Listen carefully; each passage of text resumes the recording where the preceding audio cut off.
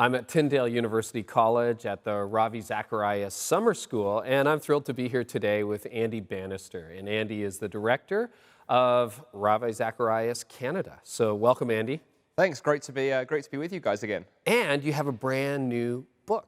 I do. Literally, congratulations. Literally hot off the press. I mean, literally just came off the truck. Just held it in your hand for the first time. Held it in my hands. I was saying earlier, I mean, it feels like giving, I said the other day to my wife, it feels like giving birth. And we have an 8-week-old baby. So she looked at me and she went, no, it doesn't.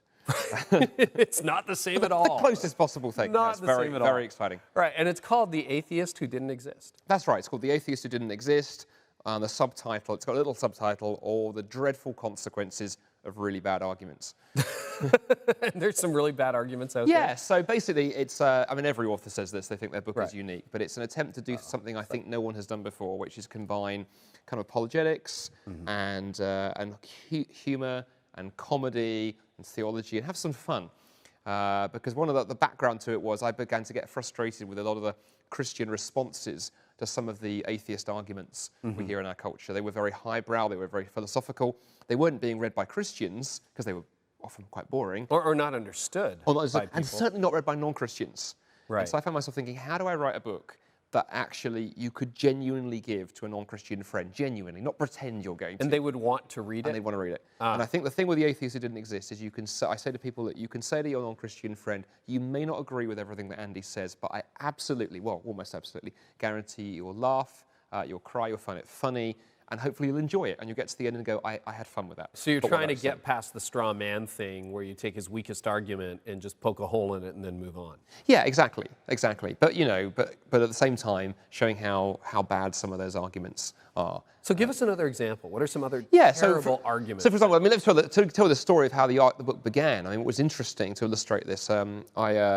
I got very frustrated a couple of years ago with one of the arguments I was commonly running into from my skeptical friends or atheists I would meet as I travel and speak. They would look at me and say, well, Andy, you know what? Atheism is a non-belief. It's the absence of belief in God. And therefore, you know what? I don't need to defend it. I don't need to give reasons for it because it isn't anything. It's just the absence of belief. And they would use that as a way of saying, you know, you Christians have to give all of the evidence and I have to say nothing. And I got very, very frustrated about that and how to deal with that. And then it occurred to me, the problem with that is it's similar to somebody sitting opposite you and saying, you know what, I don't believe that Sweden exists. And you go, what? And they go, no, I believe that Sweden exists. And you go, what's your evidence? And they go, well, it's not actually a claim, is it? I just lack a belief in Sweden. It's you, Sweden, believing people who need to give reasons. I can just sit here and deny everything. Now, we inherently realise there's something very wrong with that idea, and we see it more. We laugh at it when you put Sweden into it.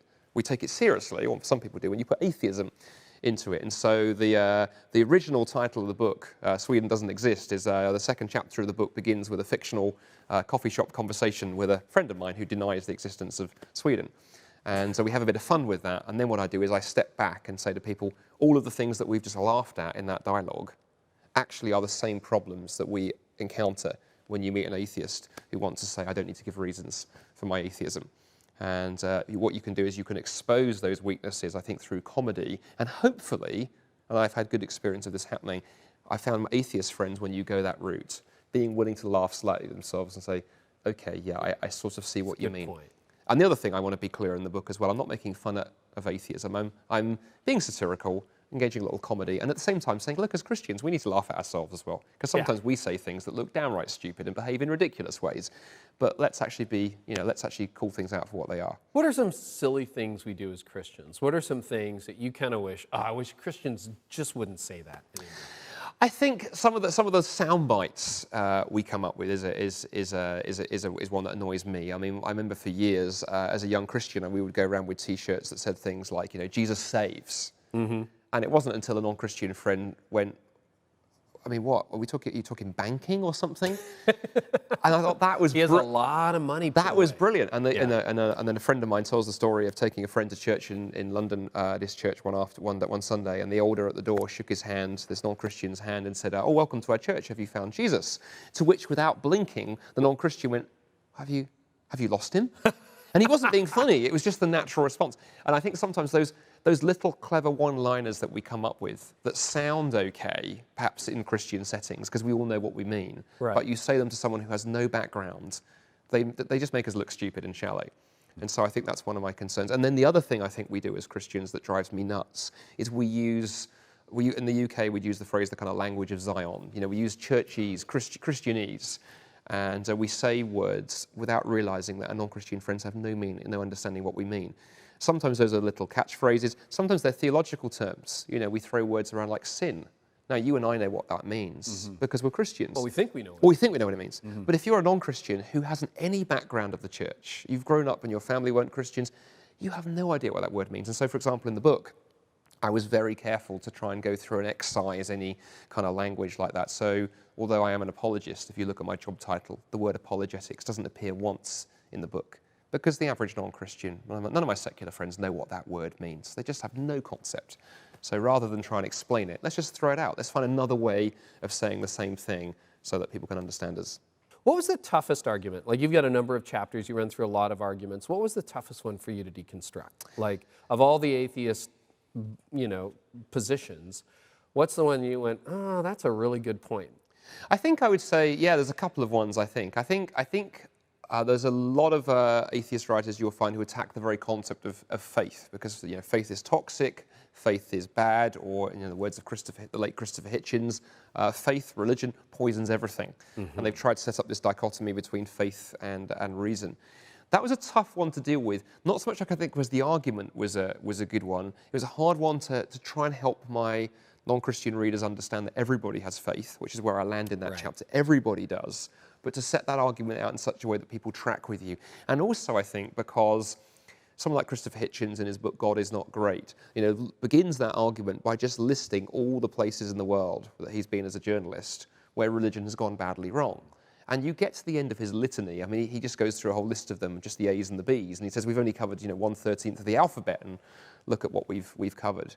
And I think you read it, and your reaction as a Christian, if you're at least trying to be an engaged Christian, is go, you know what, you've got a good point.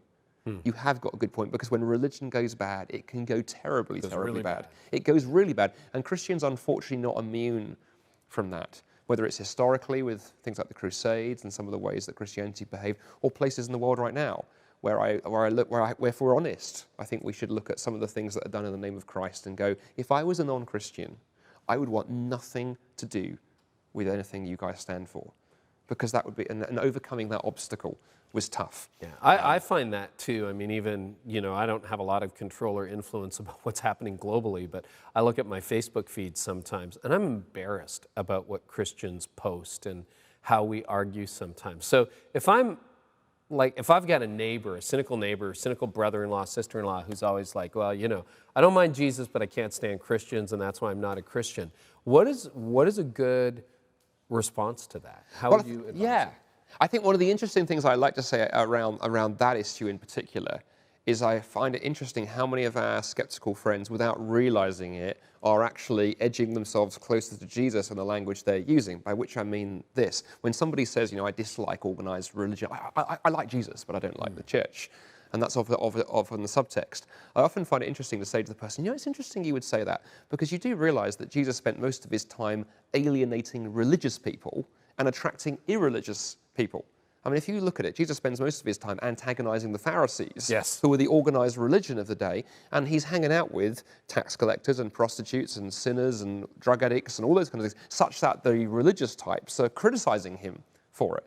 And in fact, one of our favorite parables as Christians, perhaps one of the famous parable Jesus taught, the parable of the prodigal son in Luke chapter 15, the very way we describe that parable, we've missed the point, because primarily that's not about the prodigal son, it's about the elder brother who is uptight and religious and furious at his father for welcoming and forgiving his younger son. But look who Jesus is telling that parable to.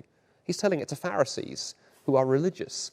So I would begin by saying to my skeptical friend of going, you know what, Jesus would be inclined to agree with you, quite frankly. And that is often a great icebreaker, because people are like, what? Because they think of Jesus as religious and prim and proper and uptight, whereas he wasn't. Yeah. The thing that constantly strikes me about Jesus is he was able to talk about sin and not to run away from these things, but at the same time to be so welcoming and so engaging with people that those who you would normally not see darkening the door of our churches were drawn to him.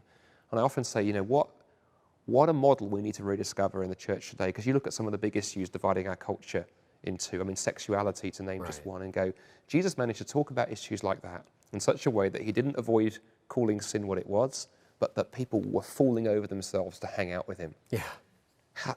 It has to be possible if we are going to authentically follow Christ today.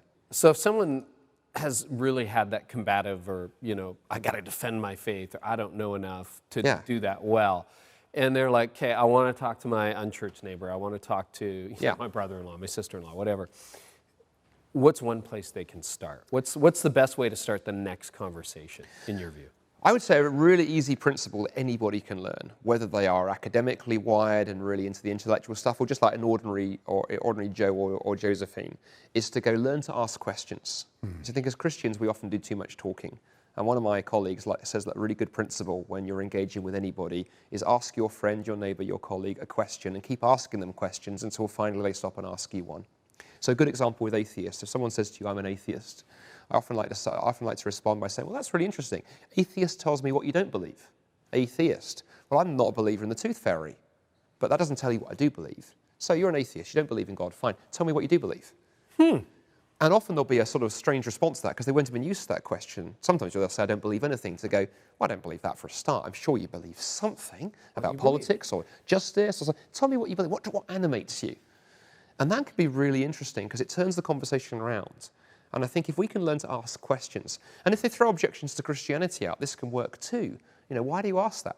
If somebody throws up something like, the reliability of Scripture or something like that, rather than go straight into downloading, a Ravi Zacharias podcast, just to say something low key and say, that's a really good question. I hear that question quite a lot, and people ask it for different reasons. But why do you ask that question? Right. Because you'll begin to get some of their story, and often what you'll find is the initial question they've asked evaporates, and behind it is something else. Ravi likes to say, behind every question is a questioner. Yes. And it's the questioner we're trying to reach, not just deal with the question. That's great advice. Super helpful. Andy Bannister is my guest, and thanks so much, Andy. Congratulations on your new book, The Atheist Who Didn't Exist. It's been a privilege. Thank you.